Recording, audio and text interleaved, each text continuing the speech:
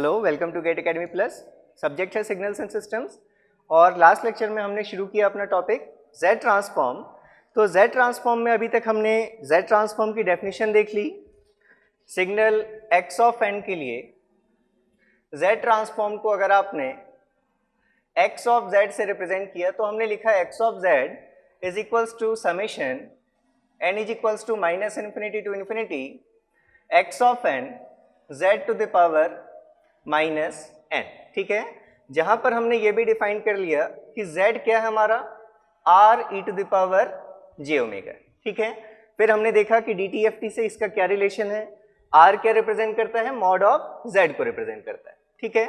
अब अगर हम इस ट्रांसफॉर्म के इसी डेफिनेशन से अगर हम कुछ एलिमेंट्री सिग्नल्स के लिए अगर कैलकुलेट करने की कोशिश करें, सपोज अगर हमने एक सिग्नल ले लिया, लेट x1 ऑफ n, अगर हम एक सिग्नल नाम ले रहे हैं, that is a to the power n u of n। ठीक है, u ऑफ n लगा हुआ है, मतलब ये सिग्नल कैसा है, राइट साइडेड सीक्वेंस है। ठीक है, जैसे आपने लैप्लास में देखा था e to the power minus at ut, तो उसके लिए हमने क्या दिखाया था कि वो e to the power minus at ut अगर है, मतलब वो हमारा कैसा है, राइट साइडेड सीक्वेंस है। ऐसे ही इसको भी आप देख सकते हैं। अब ये दो केसेस में आप इस सिग्नल को ड्रॉ भी कर सकते हैं कि सपोज ये n के रिस्पेक्ट में अगर आप x1 ऑफ n देखें तो ये signal n is equals to 0 के बाद 0 से ही एग्जिस्ट करेगा। अगर a की वैल्यू आप 1 से बड़ी 1 से छोटी किसी भी वैल्यू के लिए देख सकते हैं। अगर हमने a की वैल्यू अगर हमने मान लिया कि a की वैल्यू 1 से कोई बड़ी वैल्यू है, ठीक है, या 1 से अगर छोटी वैल्यू है, तो a इज इक्वल्स टू 2 के लिए सपोज हम अगर ले रहे हैं तो 2 to the power 0, n is equals to 0 पर क्या वैल्यू होगी, 1। जैसे जैसे आप n की वैल्यू बढ़ाएंगे वैसे वैसे आपकी वैल्यू क्या होगी, जैसे अगर हम 1 से छोटी वैल्यू के लिए अगर देखें तो आपको इस टाइप के ये सीक्वेंस मिलेगा। जैसे जैसे आप वैल्यू पावर को इंक्रीज करेंगे वैसे वैसे हमारा ये सिग्नल, इसकी जो हाइट है वो सारे इम्पल्सेस की हाइट क्या होती जाएगी, कम होती जाएगी। तो ये सिग्नल किस तरफ एक्सटेंडेड है, टुवर्ड्स राइट। इसलिए सिग्नल हमारा, हमने इसको क्या कहा, ये कैसा है हमारा, एक राइट साइडेड सीक्वेंस है। ठीक है, ये हमारा एक राइट साइडेड सीक्वेंस है। यहाँ पर हम a की वैल्यू 1 से छोटी ले रहे हैं तो इस टाइप की वैल्यू आ रही है। अगर आप a की वैल्यू 1 से बड़ी लेंगे तो ये इंक्रीजिंग आएगा। ठीक है, तो अब अगर ऐसे किसी सिग्नल के लिए आपको Z ट्रांसफॉर्म इवेल्युएट करना है तो उसके लिए अब हम अगर देखें कंडीशन, तो x of Z by definition क्या होगी value, summation n is equals to minus infinity to infinity x of n Z to the power minus n। जहां पर x ऑफ n सिग्नल हमने क्या ले रखा है, a to the power n un हमारा कहां से कहां तक एग्जिस्ट करता है, 0 टू इन्फिनिटी। वो हमने यहाँ शो भी कर दिया है कि ये सिग्नल हमारा कहां से एग्जिस्ट करेगा, फ्रॉम 0 टू इन्फिनिटी एग्जिस्ट करेगा। तो इसलिए समेशन के लिमिट्स को चेंज करके आप क्या लिख सकते हैं, summation n is equals to 0 to infinity, उस बीच में u ऑफ n की वैल्यू तो 1 है, सिग्नल हमारा क्या है, a to the power n into z to the power minus n। अब Z ट्रांसफॉर्म करने से पहले जैसे आपने DTFT लिए या किसी भी डिस्क्रीट टाइम में जब आप कैलकुलेशंस करते हैं तो आप कुछ फॉर्मूले बिल्कुल याद रखने हैं आपको, जैसे summation n is equals to 0 to infinity a to the power n provided a is less than 1, mod of a is less than 1। तो ये वैल्यू अगर आप इसको ओपन करते हैं तो इस टाइप की सीरीज बनती है 1 plus a square, that is ये कोई GP है तो इसका सम आपने देखा था, अगर a की वैल्यू लेस देन 1 हो तो हम इसकी वैल्यू को क्या लिख सकते हैं, 1 अपॉन 1 माइनस a। एक ये फॉर्मूला आपको हमेशा याद रखना है। इसी के लिए दूसरा हमने देखा था summation n is equals to 0 to any finite limit n a to the power n। इसके लिए हमारा जो रिजल्ट था 1 minus a to the power n plus 1 upon 1 minus a। ये सेकेंड रिजल्ट, फर्स्ट सेकेंड और third summation n is equals to 0 to n 1 to the power n it is equals to n plus 1। ये तीन results तो आपको हमेशा याद रखने हैं। ये हर जगह आपको जब भी आप डिस्क्रीट में कैलकुलेशंस करेंगे तो आपको इन रिजल्ट्स की ज़रूरत पड़ेगी। ठीक है, तो अब अगर हम यहाँ देखें तो यहाँ जो हमारे पास वैल्यू आ रही है that is summation n is equals to 0 to infinity, इसको हम ऐसे लिख सकते हैं a z inverse power n, ऐसा लिख सकते हैं हम इसको, पूरे का पावर हमने n पुट कर दिया, a z inverse power n। अब अगर हम इस चीज़ को अपना एक वेरिएबल सपोज हमने जैसे a to the power n लिखा, अगर हमारे लिए ओवरऑल ये कोई a हो तो इस समेशन का रिजल्ट जो होगा वो क्या हो जाएगी वैल्यू 1/1 माइनस az इनवर्स। ठीक है, तो हमारे पास ये x1 of z, x1 of n signal के लिए ट्रांसफॉर्म x1 ऑफ z हमने कैलकुलेट किया, हमारे पास वैल्यू आई 1/1 माइनस az इनवर्स। ठीक है, अब अगर हम एक दूसरा सिग्नल ले लें, सपोज हमारे पास एक दूसरा कोई सिग्नल है x2 of n that is minus of a to the power n u of minus n minus 1। ठीक है, ये सीक्वेंस अगर हम देखें u of minus n minus 1, जब हम डिस्क्रीट टाइम सिग्नल्स कर रहे थे तो बहुत अच्छे से हम जानते हैं कि ये सिग्नल, ये जो सीक्वेंस है ये कहाँ से कहाँ तक एग्जिस्ट करेगा, from minus infinity to minus 1। मतलब अगर आप इस सीक्वेंस को देखें तो ये हमारा इस पूरे सिग्नल के एग्जिस्टेंस का ड्यूरेशन बता रहा है कि हमारा जो ये x2 ऑफ n सिग्नल होगा ये कहाँ से कहाँ तक एग्जिस्ट करेगा, from n is equals to minus infinity to minus 1। तो इसलिए अब ये जो सिग्नल है हमारा, ये सिग्नल हमारा कैसा सिग्नल है, कैसा सीक्वेंस है, ये लेफ्ट साइडेड सीक्वेंस, क्योंकि माइनस 1 से माइनस इन्फिनिटी की तरफ हमारा एक्सटेंडेड है। ठीक है, अब अगर इसके लिए सेम फॉर्मूले से आप अगर कैलकुलेट करना चाहते हैं x2 of z, then it is equals to what, minus sign हमने बाहर रख लिया, समेशन, एक्चुअल फॉर्मूले में limits minus infinity to plus infinity है, लेकिन हमारा सिग्नल एग्जिस्ट कर रहा है फ्रॉम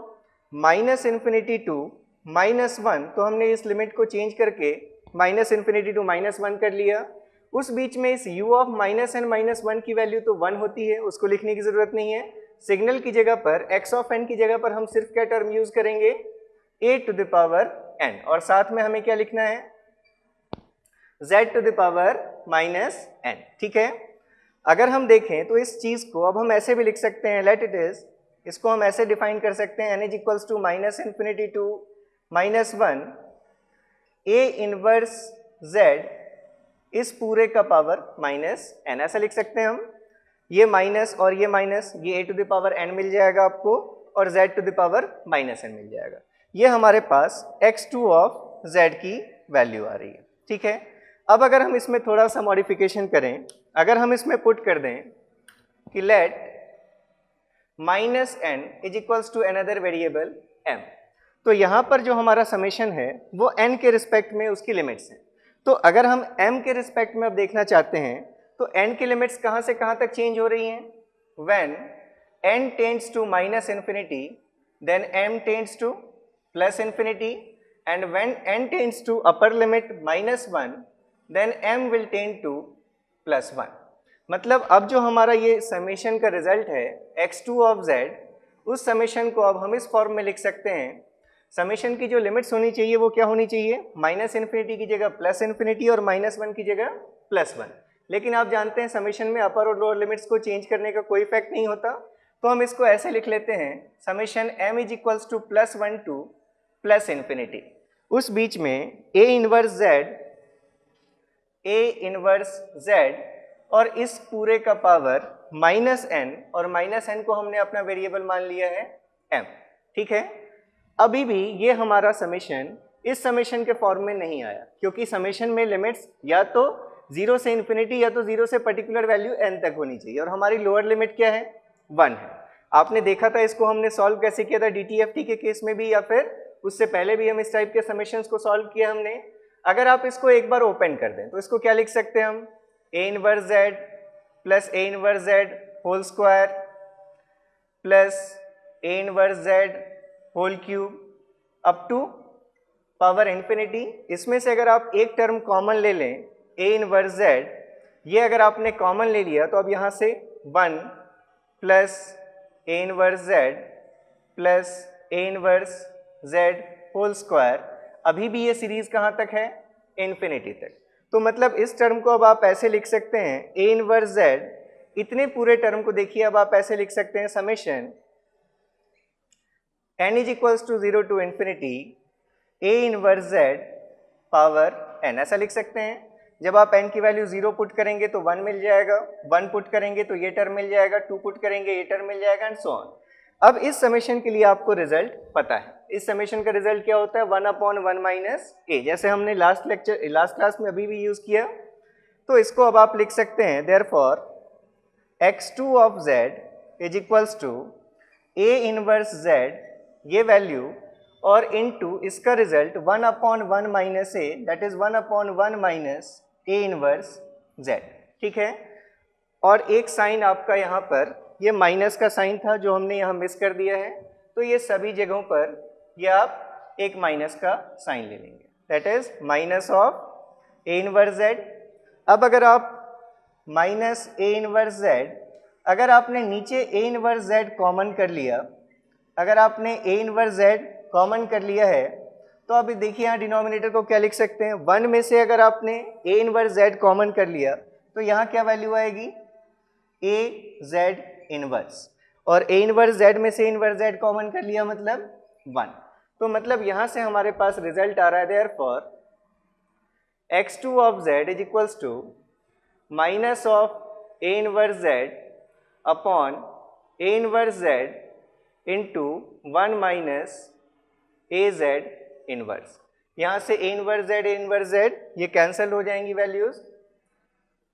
ये एक्चुअली माइनस साइन अगर आप यहाँ मर्ज कर दें, ये माइनस और यहाँ से अगर आप माइनस कॉमन ले लें तो ये 1 माइनस a z इनवर्स आ जाएगा, तो ये माइनस साइन से हमने इसको कैंसिल कर दिया। तो देयरफॉर हमने सिग्नल x2 ऑफ n के लिए z ट्रांसफॉर्म कैलकुलेट किया और वो वैल्यू कितनी मिल रही है हमें 1/1 माइनस a z इनवर्स। अब आप अपने दो ट्रांसफॉर्म्स को कैलकुलेट किया आपने, दोनों को अगर कंपेयर करें, हमारा पहला सिग्नल था x1 ऑफ n जो एक राइट साइडेड सीक्वेंस थी value a to the power n un, हमने उसका ट्रांसफॉर्म कैलकुलेट किया, वैल्यू आई 1/1 माइनस a z इनवर्स। हमने एक दूसरा लेफ्ट साइडेड सीक्वेंस लिया जो -1 से -∞ तक एक्सटेंडेड था,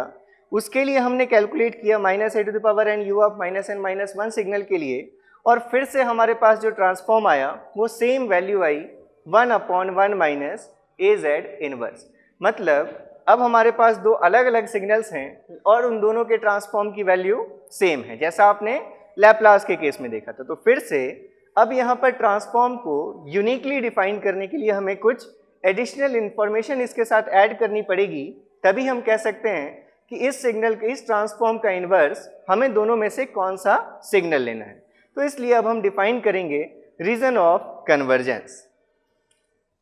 तो अब हम डिफाइन करेंगे रीजन ऑफ कन्वर्जेंस,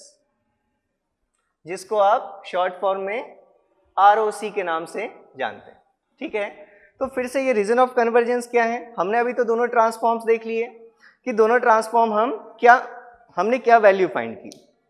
अब हमें ये देखना है कि हम इन ट्रांसफॉर्म की जो वैल्यूज फाइंड कर रहे हैं, क्या हम z की हर वैल्यू के लिए ऐसा ट्रांसफॉर्म फाइंड कर सकते हैं या फिर z में कोई लिमिटेशंस हैं। तो लास्ट लेक्चर में हमने देखा था कि z में जो लिमिटेशंस होंगी वो सिर्फ z के मैग्नीट्यूड में रिप्रेजेंटेशन होगी। जो z is equals to r e to the power j omega आप लिखते हैं, उसमें ओमेगा से z ट्रांसफॉर्म के कन्वर्जेंस को कोई इफेक्ट नहीं पड़ने वाला। तो अब अगर हम सपोज x1 ऑफ n के लिए जब हम ट्रांसफॉर्म कैलकुलेट कर रहे थे, उस x1 ऑफ z को अगर कंसीडर करें, x1 ऑफ z हमने देखिए क्या लिखा था,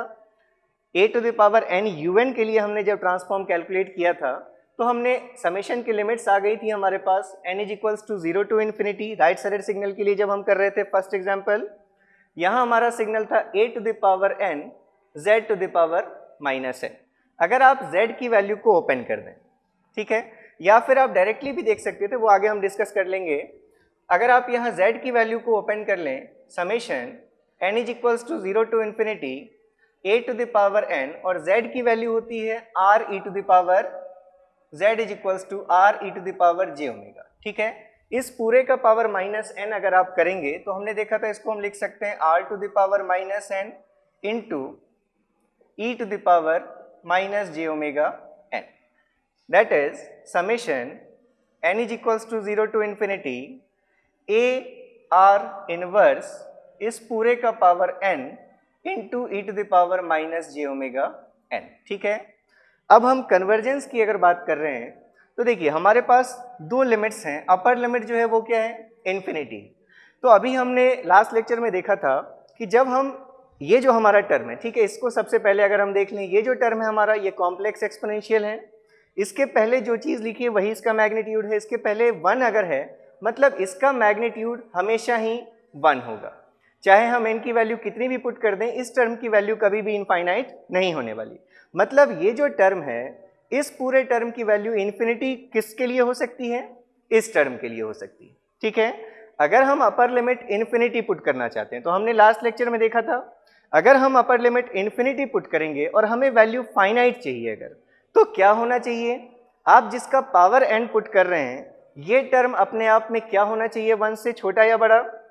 अगर ये चीज़ 1 से बड़ी हो जाएगी तो आप पावर इन्फिनिटी पुट करेंगे तो रिजल्ट इनफाइनाइट आ जाएगा। इसलिए ये अगर ट्रांसफॉर्म कन्वर्ज होना है 0 टू इन्फिनिटी तक, अगर आप n की वैल्यू पुट करने वाले हैं, तो इसलिए ये जो टर्म होना चाहिए ए आर इनवर्स, नेसेसरीली ये टर्म हमारा, इसका जो मैग्नीट्यूड होना चाहिए वो लेस देन 1 होना चाहिए, तभी आप उसका पावर प्लस इन्फिनिटी पुट कर पाएंगे। तो हम यहाँ लिख सकते हैं for x1 of z to converge,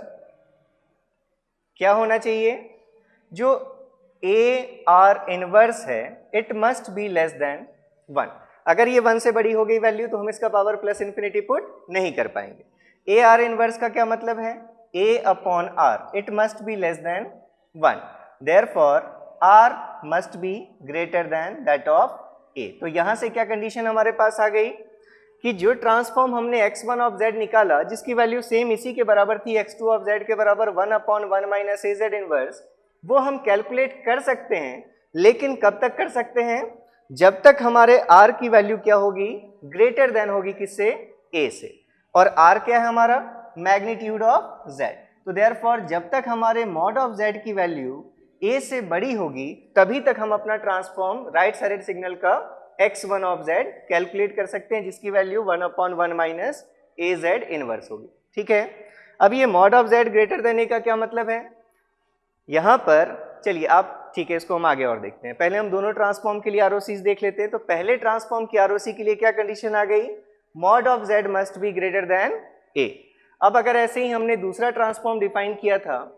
left sided sequence के लिए, x2 of z, that is वो हमारा सीक्वेंस था माइनस इन्फिनिटी से माइनस 1 तक, इसलिए ट्रांसफॉर्म में समेशन की जो लिमिट्स थी that was from minus infinity to minus 1, और यहाँ आपने सिग्नल अपना लिखा था a टू द, ये एक साइन माइनस का बाहर था,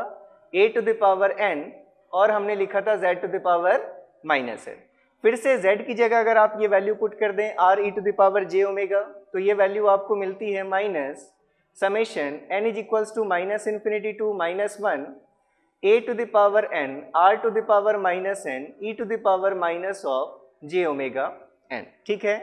या फिर आप इसी को लिख सकते हैं minus of summation n is equals to minus infinity to minus 1 a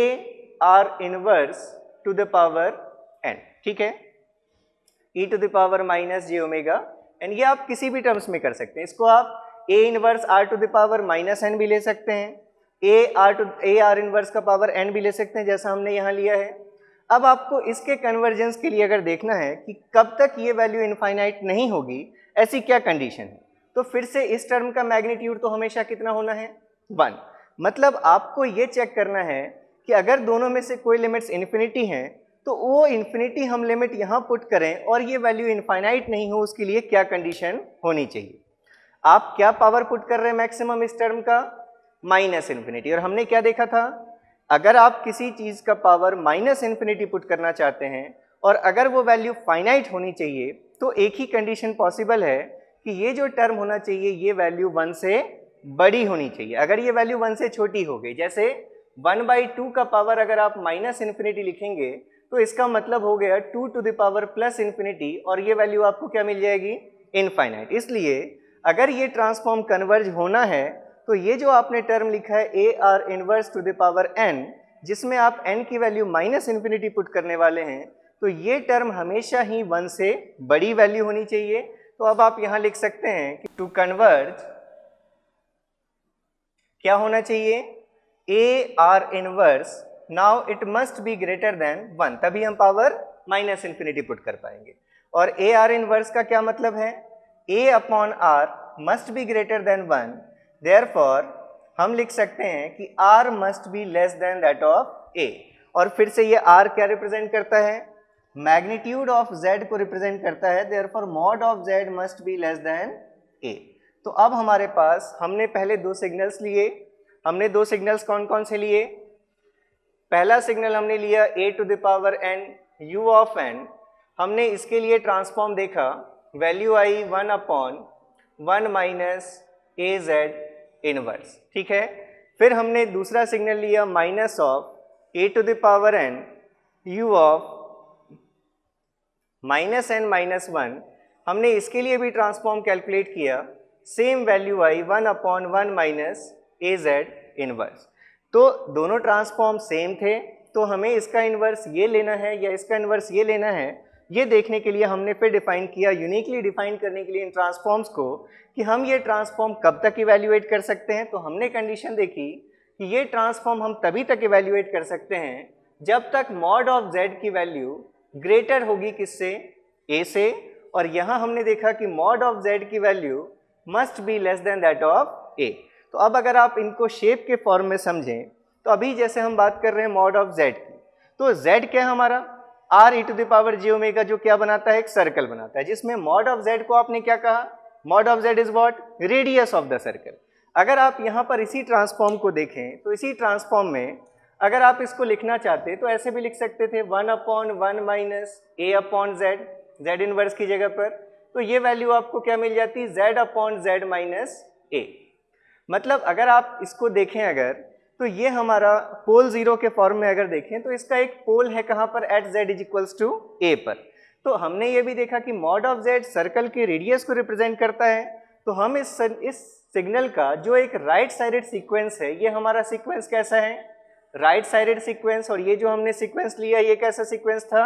left sided sequence. तो राइट साइडेड सीक्वेंस के लिए ट्रांसफॉर्म जो मिला हमें, उसके लिए हमें रीजन ऑफ कन्वर्जेंस कैसा मिल रहा है, हम उसका ट्रांसफॉर्म तभी इवैल्यूएट कर सकते हैं z प्लेन में जिस सर्कल के लिए रेडियस की वैल्यू क्या हो, a से बड़ी हो, जहां पर a क्या रिप्रेजेंट कर रहा है, जो हमारा ट्रांसफॉर्म आ रहा है उस सिस्टम के लिए, उस ट्रांसफॉर्म के लिए पोल कहाँ लोकेटेड है, a पर। तो आप इसके लिए अगर आप रीजन ऑफ कन्वर्जेंस शो करें, तो सपोज अगर हमने कोई ये रेडियस a का अगर सर्कल ड्रॉ किया, अगर ये रेडियस क्या है, r is equals to a है, ठीक है, r नॉट सपोज हमने नाम दे दिया,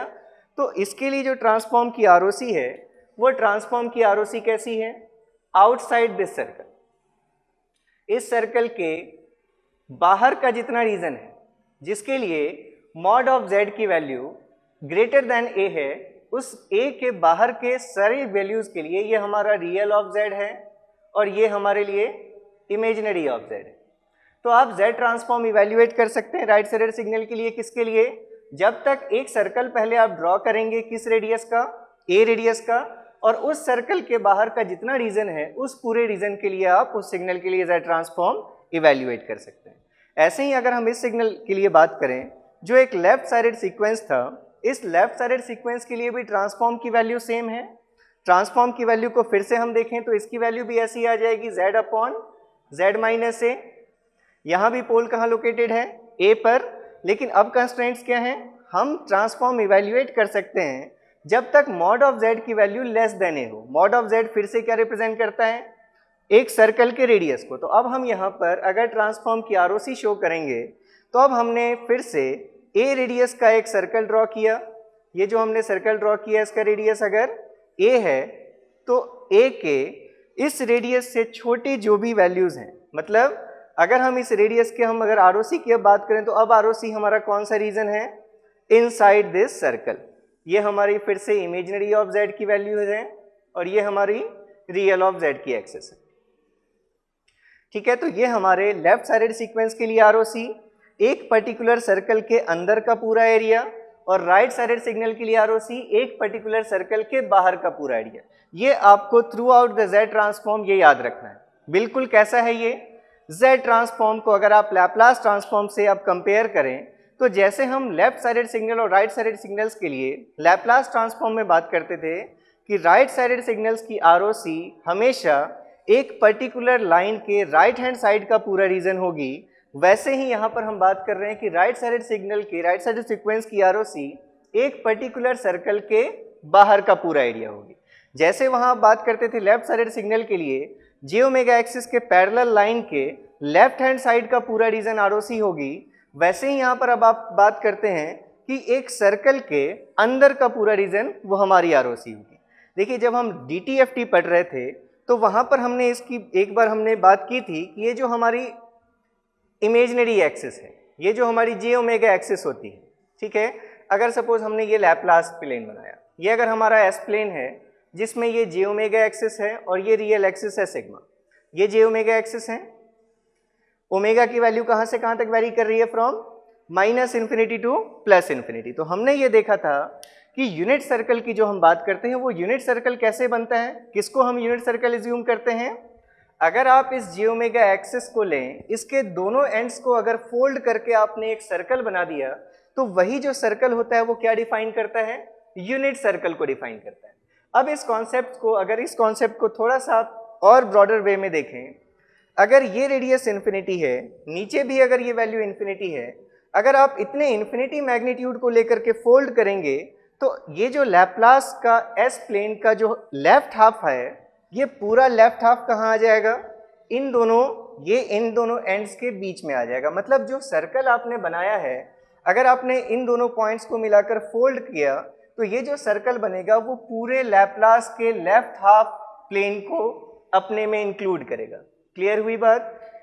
आपने इन दोनों पॉइंट्स को मिलाते हुए लेफ्ट हैंड साइड को अगर इनक्लोज करते हुए मिला दिया, एक सर्कल बनाया जिसको आपने यूनिट सर्कल नाम दिया, इसका मतलब उस यूनिट सर्कल के अंदर का रीजन क्या बताता है,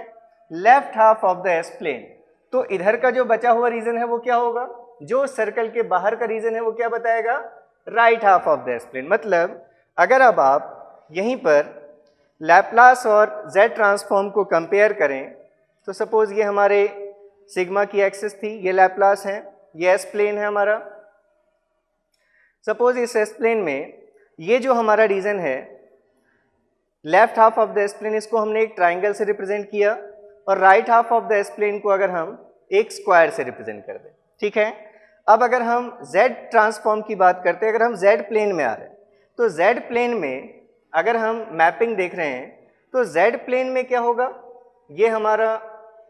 ये इमेजिनरी ऑफ जेड है और ये रियल ऑफ जेड है। अब यहाँ पर आपने ये जो जे ओमेगा एक्सिस थी इसको लेफ्ट हैंड साइड में फोल्ड करते हुए आपने यूनिट सर्कल बना दिया। मतलब अगर हम यहाँ पर एक सर्कल ड्रॉ कर दें,